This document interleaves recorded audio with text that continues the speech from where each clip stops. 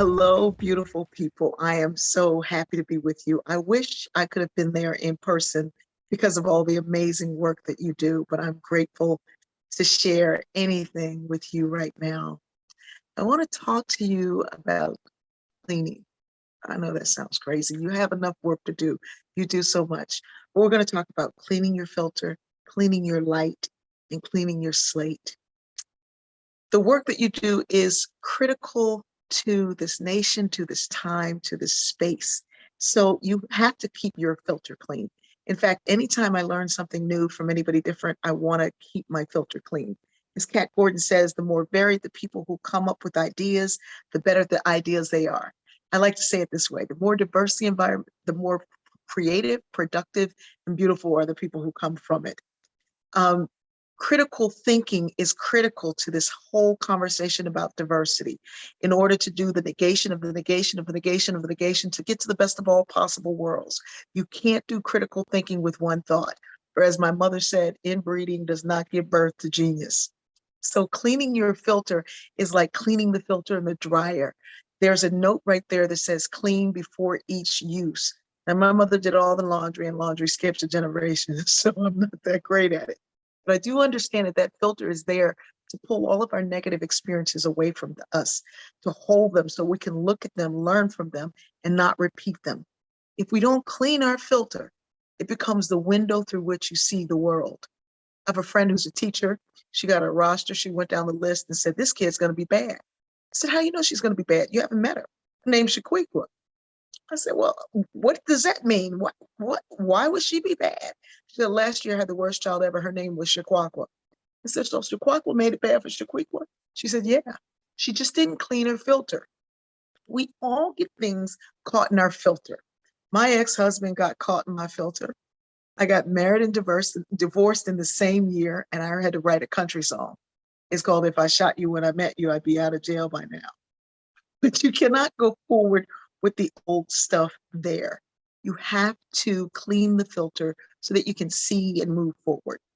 I think one of the best ways to clean our filter is through gratitude, not the gratitude you have for someone else. It is beautiful that you count your blessings and you count your gratitude on a daily basis.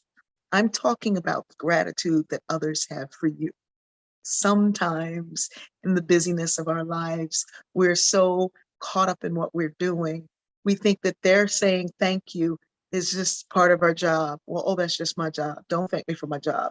And so you suffer from that thing I like to call, "That's just my job." One day I was in an airport and a little girl was running around in circles. She was crashing into things. Everybody was like, "Somebody needs to get that kid." And she was with her father. And her father was like, "Somebody needs to get that kid." And I looked over and I recognized every last bit of this. I am a mom. I have 5 adopted children. They're all born fetal alcohol and crack addicted. My youngest son is autistic. We found out he's just different. He didn't speak until he was 6. It was right after we saw The Lion King. Now he speaks with the voice of James Earl Jones. He's like, "Cereal, mother."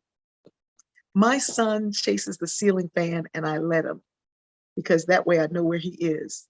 One day he was chasing the ceiling fan. He stopped. He says, "Mother, do you think at this time, this place, this moment, there's another planet where people are doing what we're doing at this time, this place, this moment?" I said, "Oh my goodness." He's contemplating a parallel universe and chasing the ceiling fan. He's going to be a creative director. Well, I looked at this little girl and I knew what was going on and I knew I could help. And even though I was tired, I decided to do something about it. So I looked over and I said, "Kid, Frozen or Monsters University?" She was like, "Monsters University." She came running right up to me. She smushed her little body next to me. I pulled up the movie on my phone and we began to watch it together. But 30 minutes went by and they called for that flight. They called for early boarding. I looked down and I said, "I'm so sorry. We could have watched the whole thing together if I thought of this sooner." She said, "That's okay, lady. I had a good time. Thank you so much." I got up to board the plane, and I got up to board the plane for early boarding because, the truth be told, as little as I like to talk about it, I have MS. And some days are better than others. Some days are those days and I want to just crawl under a bed. And those are the days that I hear, "Get up, you've got work to do." Well, I went to board the plane and the gate agent said, "It's not time for you to board. This is for people with extra needs." And I was like, "Yeah, I have extra needs." And she was like, "Well, you don't look like it."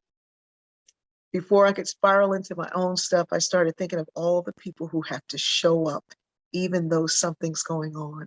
You know, those days that you have to keep a smile on your face sitting in those meetings while everybody else is sitting around wondering what's wrong with you. And you can't say it. You just keep pushing through.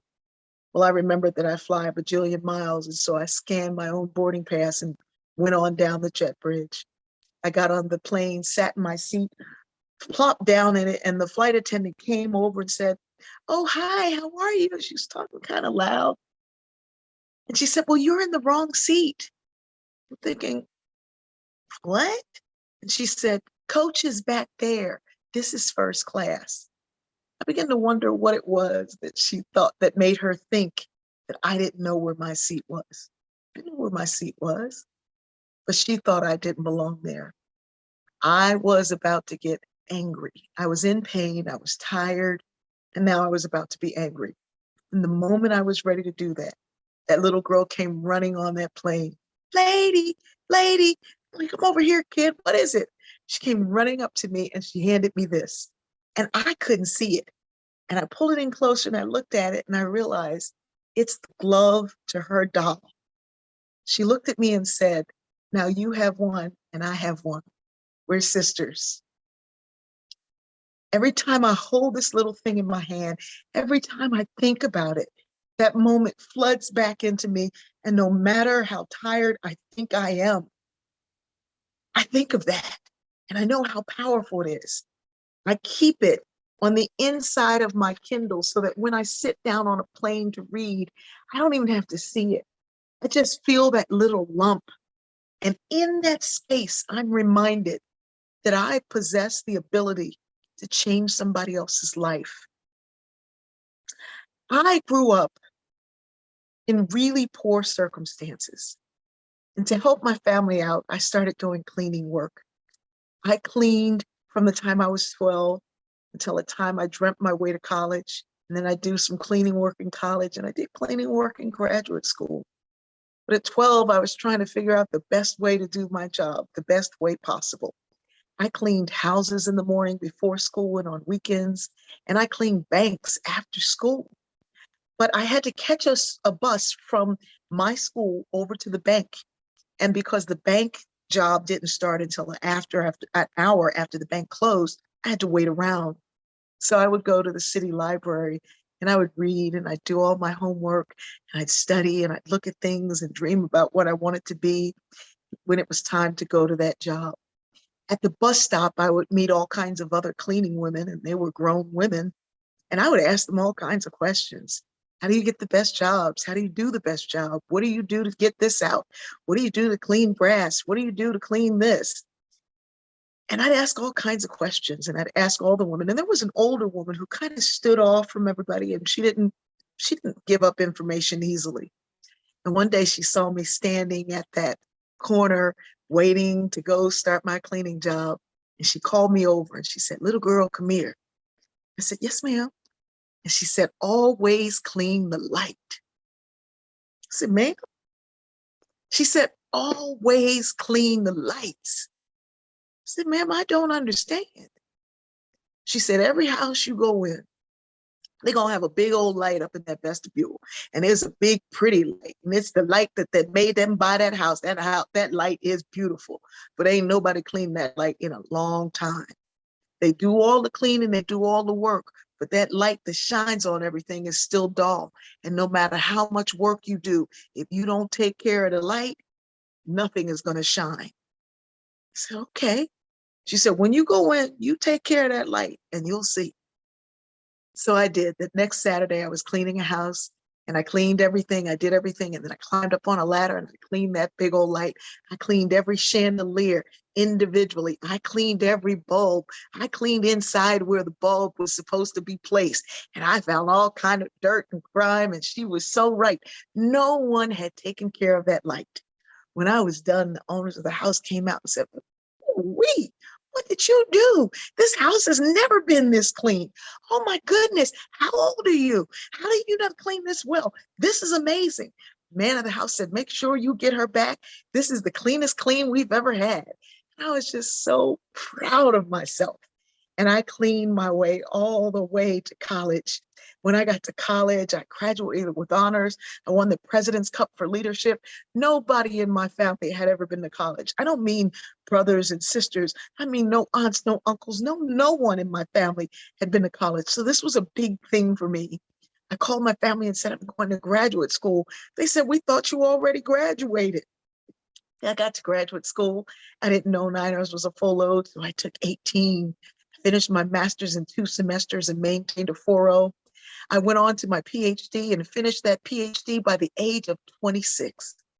It was amazing work and an amazing life. And the whole way through, I did cleaning and did whatever I did. But I realized as I worked in my life and as I took care of my kids and I took care of my mom and I did everything I needed to do, that sometimes I didn't take care of the light. We also have a light. You have a light. You are a light. And even at the end of the day, when you've done all the work that needs to be done, you have to take care of your light. You have to eat the right food. You have to talk to the right people. You need to listen to the right music. You need to dance and sing and talk to whatever your higher power may be.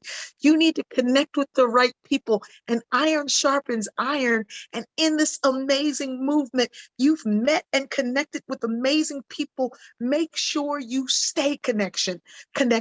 Don't let this connection stop here. Let it continue beyond, because sometimes you go back in that office and that light begins to dim and you need someone to help you shine again and help you make sure that you reflect that light one to another. And then I want you to clean your slate. My mother was an amazing woman, but because of the poverty and the struggle of raising 7 children, very often she found it difficult and she became angry and she became abusive and she became alcoholic. But then somewhere in her 70s, she transitioned, became one of the most beautiful lights I know. That amazing woman taught me how to forgive. She said, forgiveness is not about letting somebody else off the hook. It's about getting off the one you were put on. That woman taught me how to love. But then in the last couple of years of her life, she had a brain tumor, which resulted over 2 years in 5 heart attacks and 6 strokes. She'd be up 1 minute and down the next. She'd be up and then down. On the day that was her last, she gave me an amazing gift and she told me to share it. I said, Mom, you're not going anywhere. She said, I'm tired and I've been here these last 2 years trying to figure out what to leave you. I said, Mom, you've rallied before. You're going to rally again. You're going to be fine. She said, no, it's time for me to go. I'm ready to go. And she said, and you know I don't have any money. You've taken care of me the last 17, 18 years of my life. I don't have any money. And all the good jewelry I have, you gave it to me. And I don't think it'd be right to give that back. I said, yes, it would. She said, I know what you need. And I want you to share it with those who do more for others than they do for themselves. I'm thinking, what is she talking about? She said, I'm going to take all of the generational baggage, the hurt, the shame, the things that happened to me, my mother, and her mother before her. I'm going to pack it up and take it with me to the other side. I'm leaving you a clean slate. And every day you wake up, you get to start new. When you talk to those people who do more for everybody else than they do for themselves, you let them know that me and the ancestors are leaving them a clean slate. You all do so much work to shine a light on what truly matters. You are the game changers. You are moving the needle in ways that no one knew it could be moved. And things are changing because of you. But you have to make sure that you continue to take care of yourselves. Now I want to leave you with something that I wrote in a book called Redemption Song and another called The Ties That Bind, because I wanted this message to continue to echo. It's a message about love. It's a message about hope. It's a message about bringing the future and the past together into the now. You all are the modern day abolitionists, and everything you do works hard to help set us free. In this book, this woman who's been enslaved writes to the future, and she writes to all of us, and she says, my children of grace, you have to start this family over. It's on to you to set things straight. Tell others they traded one slavery for another when they turned their back on love. You ain't free to do what you want to do. You free to do what you're supposed to do. Take care of the children and the old folks. Just because they don't come from you don't mean they ain't yours. Learn your history, love, forgive, but never forget.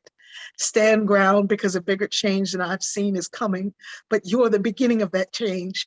But be careful. Change never comes without struggle, and joy never comes without pain. In your lifetime, you'll see the struggle, but you have each other to get through it. Don't let the little things keep you from doing the big ones. Others will try to stop you, but they can't. This thing is already moving. Everybody who looks like you is not on your side, and everybody who don't ain't against you. Talk to God and never stop loving. The more I write, the more I see, the more I see, the more I know everything's going to be okay. I can feel it. So I'll leave these pages here for you. It's my time now, and I feel that too. Learn from the past that's yours. Take the gift of what I've seen and use it for love. Here's the recipe of life, the road to freedom. Freedom ain't just about living free. It's about being free, then turning around and set somebody else free. The only problem is this. The chains on the wrist ain't as strong as the ones on the mind. The only thing that can win over that evil is your learning and your loving. So keep learning to love. Keep striving to love. Because babies, we ain't got time for nothing else. I love you, and I thank you for all the work you do.